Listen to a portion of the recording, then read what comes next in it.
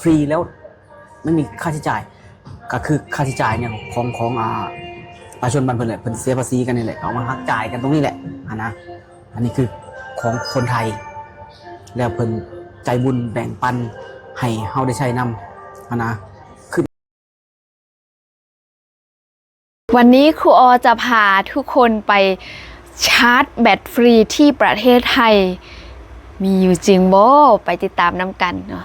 สบายดีพี่น้องฟังลาวฟังไทยทั้งในและก็ต่างประเทศเนาะ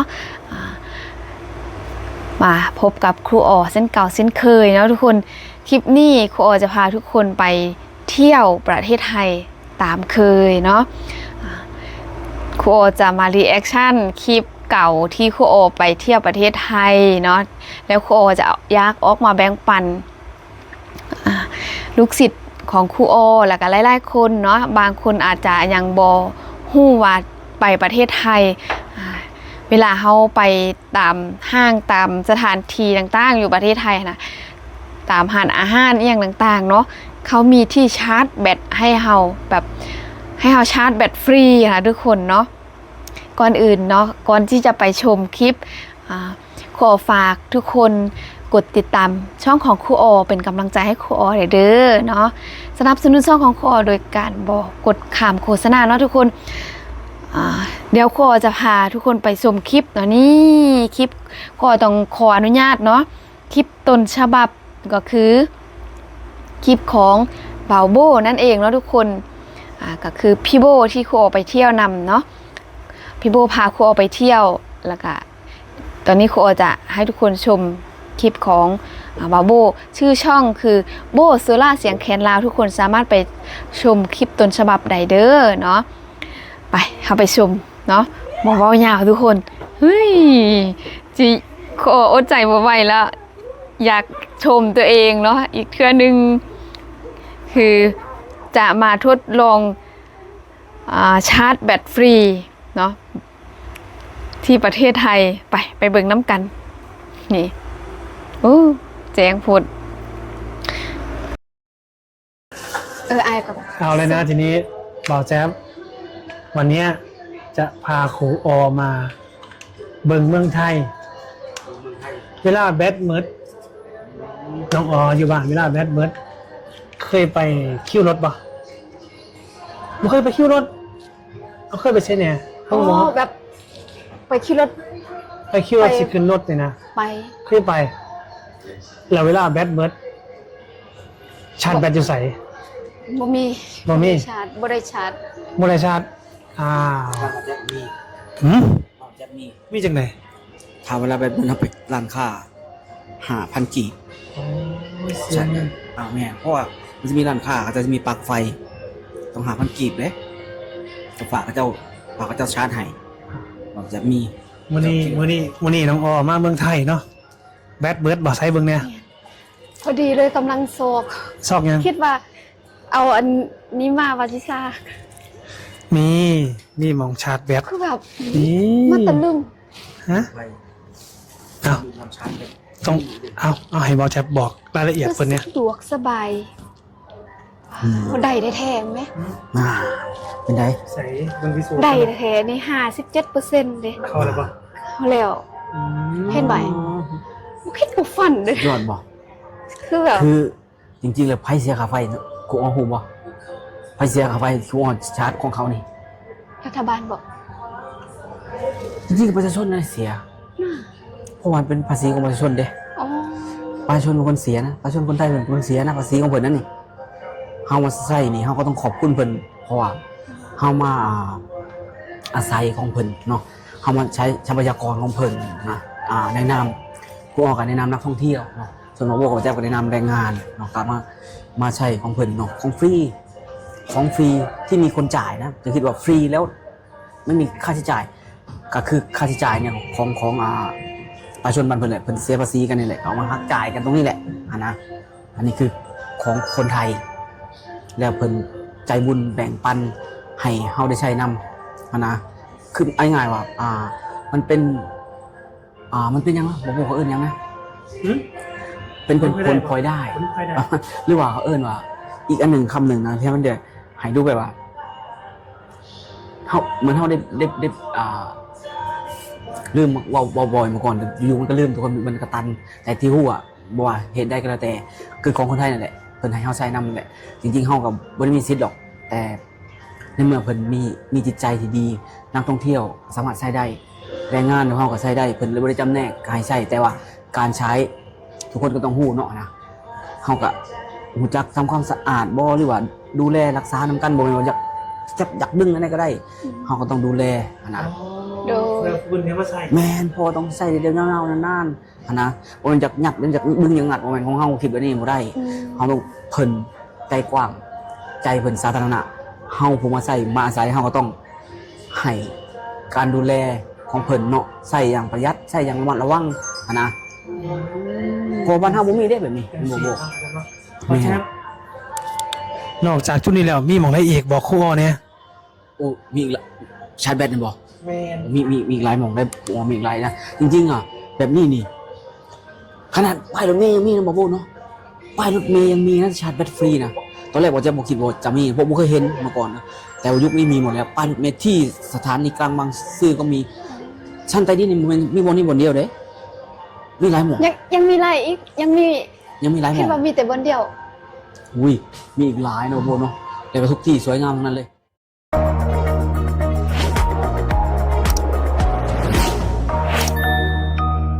สวยงามทั้งนั้นเลยตรงนี้รู้สึกว่ายังบ่ทันเห็นว่าสันนะบ่แต่ยังบ่เห็นเซเว่นนะมีอีกที่หนึงมันมีเซเว่นเนาะ อยู่ที่เมโทรมอลล์วอชิต แม่นมีเซเว่นหรูหราเลยนะเซเว่นนี่หรูหราขนาดเลยนะเซเว่น คือ ชัดอัน เดี๋ยวเอาอย่างนี้เอาซีนครูอ้อตอนนี้น้องออได้มาพิสูจน์แล้วเนาะว่านี่แหละคือความสะดวกของประเทศไทยให้น้องออประชาสัมพันธ์เนี่ยสำหรับใครที่คนบ้านเฮาเนี่ยมาเที่ยวเมืองไทยนะอยากให้นำเสนอสิ่งดีๆที่ประเทศไทยมีแบบนี้นะว่าเฮาเลยใส่จริงใช้ได้จริงอีหลีจริงซอยประชาสัมพันธ์เนี่ยนะ ฝากผู้ฟังเล่าติ แม่นถามมาแล้ว เนาะทุกคนคือแบบหลายๆคนนะที่เห็นโอมาเที่ยวเมืองไทยอะนะเป็นกะว่าอยากมาเนาะถ้าว่าเฮามาแล้วเฮาฮู้ว่าเฮาใส่หยังใดฝั่งไทยเนาะเพิ่นให้ใส่หยังฟรีคือยกตัวอย่างเขาชาร์จแบตแล้วก็คนไทยเขามีน้ำใจเมื่อกี้มาเอ้ยเป็นฮู้ว่าเฮามาคือจะเป็นฮู้ว่าเฮาอยากมาลองใส่ชาร์จไปแล้วเพิ่นก็เรียกให้เฮาอันนี้เป็นน้ำใจ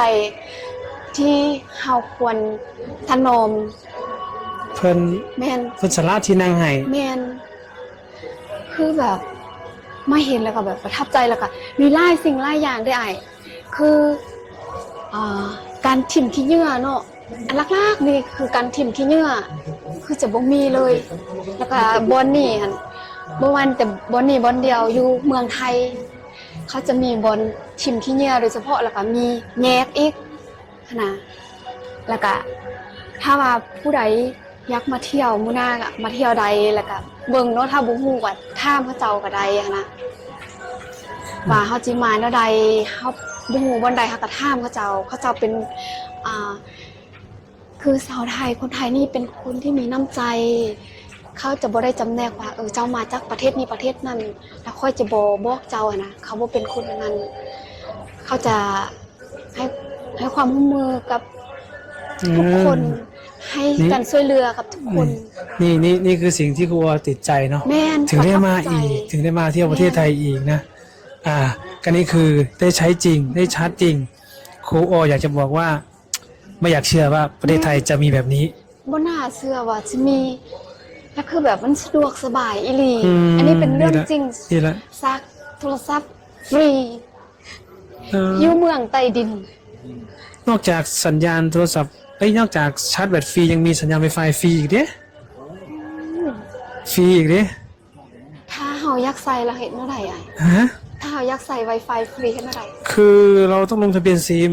อ๋อ เครือข่ายของเครือข่ายนั้นๆนะที่มีโปรเราต้องสมัครโปร คือว่า นะ ฟรี เดี๋ยวเขาเบิ่งตัวนี้แล้วเดี๋ยวเราจะไปเบิ่งอีกสถานที่หนึ่งนี่อย่างที่น้องออได้เห็นนะน้องออ โดย ต้องบอกเลยว่ามีจริง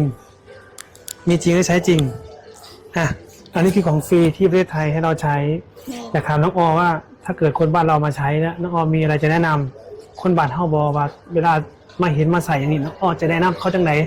แม่นอันนี้แหละสิ่งสำคัญที่สุดที่คนบ้านเฮาควรฮู้ อืม ถ้าเอามาเนาะคือมาชาร์จแบตแบบนี้หั้นนะเฮาชาร์จฟรีแล้วเฮาก็ต้องรักษา โอ้ ของเพิ่นเนาะช่วยกันรักษาความสะอาดหรือว่าบ่ต้องเฮ็ดให้มันพัง โอ้ ถ้าเฮาเฮ็ดมันพังแล้วผู้อื่นได้เขาอยากใส่ อืม เขาก็จะบ่มีใส่เพราะว่ามันเป็นบางคนนี้เพราะว่ามันเป็นของรวมแต่บ่รักษานะอยากเฮ็ดแนวใดก็เฮ็ดมีได้นิสัยแบบมันบ่แม่นของเฮาเด้อยากเฮ็ดแนวใดก็เฮ็ดเนาะบ่อยากให้มีความคิดแบบนั้นอยากให้มีจิตสำนึกที่ดีคือคนไทยเนาะคนไทยเขามีจิตสำนึกที่ดีใดแบบเขามาเขาชาร์จแบบพอไซ โอ้โห เขาบ่ได้โกยแบบเข้ามาแล้วเขามีโอกาสได้ใช้ฟรีแล้วเขาจะต้องนั่งอยู่นี่จนแบบชาร์จอันนี้แล้วก็ยังเอามาอีกมาชาร์จเขาบ่ได้เป็นแบบนั้นเมื่อกี้เนาะคือเขาเห็นเลย อ๋อ เมื่อกี้เขามาเนาะแล้วเขามาเบิ่งเขายังตกใจเขาให้ชาร์จฟรีนี่ อืม อันแล้วมีคนไทยเนาะผู้หนึ่งน่าจะเป็นรุ่นเอื่อยนี่แหละแล้วเพิ่นนั่งบนเนี้ยนะอ้าย อ๋อเป็นชาร์จก่อนแล้ว แม่นคือแต่แบบไฟเพิ่นก็ยังบ่ได้เต็มเทื่อนะ อืม เพิ่นก็ว่ามาชาร์จได้ อืม คือเฮาประทับใจในจุดนี้นะคือนี่คือแม่นอันนี้คือคนไทยอะนะนี่แหละสิ่งที่ครูออประทับใจคนไทย อืม เขามีจิตสำนึกมี อ๋อ น้ำใจรู้จักแบ่งปัน ให้ฟรีแล้วเขายังให้อีกค่ะนะแบบฮูสวยคนอื่นฮูให้คนอื่นนะนี่คือสิ่งที่เราควรเอาเป็นแบบอย่าง แม่ แล้วก็เรื่องความสะอาดเนี่ยโอ้ โอ้โห คือน้องยังท่ามอายแบบว่ามันเขาเอาน้ำมาล้างบอกเอาน้ำมาล้างแล้วเอาสแลกมาทาคือแบบมันใส่ปิ้งหรือว่ามีขี้ข้นเลย อันนี้ต้องถามบอแจ๊บหรือบอแจ๊บ ทั้งที่มันคนหลายๆค่ะ หมายถึงว่ายัง ความสะอาด เนาะที่คุณอ้อบอกว่า มันมีขี้เหงื่อ เอาสแลก เลย มาทาเลยบ่แน่นอนอยู่แหละไอ้เพิ่นมีการดูแลรักษาเนาะแน่นอนเพิ่นก็มีแม่บ้านเนาะเพิ่นมีแม่บ้าน แต่อย่างที่บอกแหละสิ่งแรกเลย คนผู้มันใส่เนี่ยคนที่มาชมใช้สถานที่นี่แหละเขาก็ต้องมีสำนึกเช่นกันว่าเขาก็ถิ่มเนาะเขาโบเขามีหยังเขาก็เก็บกลับไปถิ่มทางขยะเนาะเขามีหยังของเขาที่ใส่เก็บถิ่มทางขยะเขาบ่ไว้มาห่อแต่ถิ่มเฮ็ดอันนั้นหกอันนี้หกลงใส่บ่แม่นเนาะ เมื่อกี้ยางผ่านไปทันนี่แบบทางขยะเนาะพี่โบเนาะ นั่น เห็นแบบเขาแยกเขาก็อู้เนาะถ้าเอาไปเฮ็ดแบบนี้คือสิดีขนาดแบบเขาจะได้หูป่ะทั้งตัวนี้เขาใส่เจียใส่กล่องใส่ขวดพลาสติกอหย่างหั้นนะแล้วก็เขามาเนาะคือเขามาเมืองไทยนะเขาต้องหูจักสิ่งนี้คือการทิมที่เหงื่อสะทรายอยู่ฝั่งไทยคือบ่มีเลย บ่มี คือ บ่มี ช่วยกันรักษาค เรื่อง วาม นี้บ่ สะ มี อาด เลยทีมสะ อัน ทรา นี้ ย แหละ บ่มี สิ่ง เลย ที่อยากบอกว่าถ้าเฮามาฝั่งไทยเฮาต้องเบิ่งเนาะว่าบ่แจ๊บผู้หลายสิ่งหลายอย่างที่เฮามาเรียนรู้ แม่น ในฝั่งไทย ก็คือว่าอันนี้ก็คือว่าให้น้องออมเรียนรู้เนาะอาจารย์เนาะ แม่น เรียนรู้ถึงจิตสำนึกของความคนไทย จริงๆ มันเป็นกลายเป็นวัฒนธรรมไปแล้วสำหรับประเทศไทยการปฏิบัติต่อสังคมต่อสังคมโดยรวมสังคมส่วนมากก็คือทุกสิ่งทุกอย่างมีความรับผิดชอบร่วมกันเนาะนับตั้งแต่ขยะหรือว่าอันใดก็แล้วแต่ที่เป็นของส่วนรวมเนาะมันมีความรับผิดชอบร่วมกันเลยก็ดูแลรักษานำกันใส่นำกันดูแลรักษานำกันเฮานี่ผู้ที่ได้รับอานิสงส์จากคนไทยเนาะนะเพราะว่าของเพิ่นทรัพย์สินทรัพย์สมบัติต่างๆเป็นของเพิ่นเนาะ เพิ่นให้ประชาชนบ้านเพิ่นแต่เฮาก็ได้มาใช้นี่แหละใช้บริการอยู่นี่ฟรีๆเหมือนกันเขาฟรีเฮาก็ฟรีนี่แหละอานิสงส์ที่เฮาได้รับจากคนไทยอย่างที่คุณอ้อบอกไปแต่แรกแล้วว่าเฮามาใช้แล้วเฮาต้องรู้จักรักษาเนาะนะของฟรีบ่แม่นว่าเฮาอยากเฮ็ดหยังก็เฮ็ดนะเมื่อเพิ่นแบ่งปันมาเพิ่นมีจิตใจกว้างขวางแบ่งปันเนาะให้เฮาใช้เฮาก็ต้องมีจิตใจที่รักษาดูแลรักษานำกันนะ ก็อย่างที่ผมเห็นแหละมันกลายเป็นวัฒนธรรมไปแล้วที่เราต้องนำไปเสนอนำไปเผยแพร่ให้ทุกคนได้เห็นเนาะแล้วก็เป็นแบบอย่างสำคัญเลยอยากให้เอาไปเป็นแบบอย่างเนาะ แม่ คนบ้านเฮาต้องยอมรับว่าอยากให้เดินตามเลยแหละเพราะว่าเฮายังไกลล้าจากคนอันนี้ต้องบอกจริงๆจากความเป็นจริงเนาะนะ แม่นความจริงก็คือความจริงเฮาควรรับ แม่น ตามความคิดกลัวนี่เฮารับความจริงให้ได้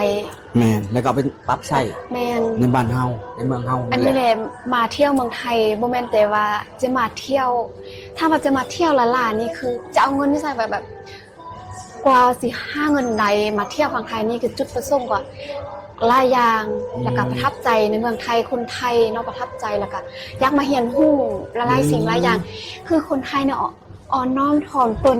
แล้วก็วัฒนธรรมเขาเนาะแบบ โอ้ ยกมือเนาะสบายดีกันหั่นน่ะ ครับ แบบ อีกอย่างภาษาไทยเป็นภาษาที่น่ารักในเรื่องเอกลักษณ์ของหางเสียงสิ่งนี้แหละที่แบบว่า สบายดีสวัสดีค่ะ ก็คืออันนี้จะมีค่ามีครับเป็นบอก อืม คือคำหางเสียงเนี่ยมันเหตุให้คนฟังเนี่ยมันเข้าถึงอารมณ์การถ่ายทอดนะเช่นว่าครับผมนี่ว่าครับผมกับมันต่างกันขนาดเลยเวลาเราฟังว่าครับผมเนี่ยโหบ้านเราสิมันเอาจริงบอกแม่นว่ามันบนหักมันหักในแบบของมันแต่ว่ามันยังบ่อ่อนหวานคือภาษาไทย มันเป็นเอ ที่บอก กลักษณ์ของมัน แมน เนาะการวันนี้ก็ถือว่าขอบใจน้องออนะ ดู ที่มาซอยในการโปรโมทเผยแพร่สิ่งดีเนาะนะวันนี้ก็ถือว่าเสื้อแล้วบ่ เสือ เสื้อแล้ว เสื้อ ชาติได้จริงนะฟรี ฟรี นะ ก็มีจริง เมืองใต้ดินก็มีจริง เมือใต้ดินก็มีจริง แล้วก็ขายของกินอีก หลายคนอาจจะพูดตามว่าชั้นใต้ดินชั้น ชั้นใต้ดิน เพราะอะไรมันจะถึงบอกว่า นี่เนี่ยบอกแจ๊บ สิ่งอย่าง นี่ นี่ มันเปรียบเสมือนเมืองนึงอะ นี่แหละคือสิ่งที่ อาจจะบอกเกินไปคนอาจจะมองเห็นแต่จริงในความเป็นจริงเขาเห็นนี่แหละความสะดวกสบายต่างๆนี่แหละแต่เมืองใต้ดินมันดูเหมาะสมในความรู้สึกของเขา อ่าขอบใจบอกแจ๊บผอมเด้อวันนี้นะขอบใจน้องออมเด้อ ขอบใจ ฝาก เด้อบอกจะ ฝากไปที่ตามน้องออนะน้องออรดาน้องซื้อซอง ครูอรดา ครูอรดา เป็นภษอังกฤษเป็นภาษาอังกฤษบอกแจ๊บสตอรี่ของชีวิต สตอรี่ชีวิตเราจะ พร้อมแล้วเนี่ยเนาะ เพราะว่าอันนี้ฝาก FC โลโก้คือ อ่ะ เจอกันหลายครั้งมีคนมาจำบอกเจ็บได้หลายคน แต่จะจำได้จากบาโบโซล่าเสียงแค่เราจริงๆมือสงกรานต์เนี่ยบอกมี2 คนมาทักบอกเอาแจ๊บาโบโซล่าเสียงแค่เรา ตั้งคิดบอก โบแม่ก็คือเขาเบิ่งจากช่องบาโบโซล่าเสียงแค่เราแม่ก็เลยว่าเอาแจ๊บก็มีช่องนะครับบอกสตอรี่ชีวิตบอกแจ๊บเขาดูทุกวันแหละว่ะโอเค เอาพี่เชียร์เวฟซีบางเนี่ยเชียร์บางเนี่ยนี่ขอบคุณครับสบายดี เนาะทุกคนเฮาได้ชมคลิปแล้วเป็นแนวใดทุกคนความสะดวกสบายของประเทศไทยเมืองไทยโหคือไปใส่มาใส่นี้ถ้าว่าลืมสายชาร์จหรือว่าบ่มี power bank อะนะทุกคนหายห่วงเลยเนาะเวลาเขาไปห้างไปหาอาหารไปคิวรถเนาะหรือว่าหลายๆบอนเขาจะมีบอนให้ชาร์จแบตเนาะเขามีบอนให้ชาร์จแบตฟรีเนาะทุกคนที่ประเทศไทยเขามีที่ให้ชาร์จแบตฟรีเนาะทุกคนคือดังที่ทุกคนเห็นอยู่ในคลิปที่ครูออไปเที่ยวกับพี่โบแล้วกับพี่แจ๊บเนาะบ่าวโบกับบ่าวแจ๊บนั่นเองเนาะทุกคนมีความคิดเห็นเนาะใดก็อย่าลืมคอมเมนต์บอกครูออเด้เนาะสามารถตำหนิติชมครูออได้เด้อเนาะครูออบ่ยอมรับเลยครูออบ่มีความรู้เนาะแบบบ่มีความรู้ยังขาดความรู้หลายเลยเนาะไปประเทศไทยต้องได้เรียนรู้หลายสิ่งหลายอย่างเนาะอันใดที่ว่าครูออเอามาปรับใส่ในชีวิตประจำวันใดครูออก็เอามาใส่แล้วก็ถ่ายทอดให้ลูกศิษย์ของครูออไปนำนะทุกคนแล้วก็สิ่งที่สำคัญเนาะครูอออยากให้ทุกคนเนาะตำหนิติชมเนาะอันใดครูออยังเฮ็ดบ่ได้หรือว่าบ่อนใดเป็นบ่อนใดเนาะบ่อนที่ครูออไปเที่ยวบางบ่อนครูออก็บ่ฮู้ได้เพราะว่าคือเว้าไล่คลิปนั่นแหละครูออไปเที่ยวประเทศไทยนี่ครูออบ่มีแบบการเตรียมหยังเลยนะไปเที่ยวกับที่โบเนาะแล้วก็ พี่โบก็ไปพาไปเที่ยวแล้วก็เห็นแล้วก็จับโทรศัพท์ออกมาถ่ายคลิป เนาะทุกคนครูออบ่มีความรู้หยังบ่ได้ไปศึกษาไปหาข้อมูลเนาะบางเทื่อครูออก็บ่มีเวลาจะไปหาข้อมูลแบบเบิ่งว่าข้อมูลความเป็นมาเป็นแนวใดเนาะคือไปเที่ยวตึกหรือว่าสถานที่ต่างๆเนาะว่าเขาสร้างปีใดวันเดือนปีใดครูออก็บ่ฮู้เลยทุกคนเนาะนี่แหละครูออก็อยากให้ทุกคนเนาะฝากคอมเมนต์บอกครูออเดเนาะสำหรับคลิปนี้เนาะครูออฝากทุกคนเนาะกดติดตามเป็นกำลังใจให้ครูออเดเนาะสำหรับสนุนซ่องของครูออโดยการบอกกดข้ามโฆษณาครูออต้องจบคลิปไว้สำนี้ก่อนพบกันคลิปหน้าสำหรับคลิปนี้ครูออต้องกล่าวคำว่าสบายดี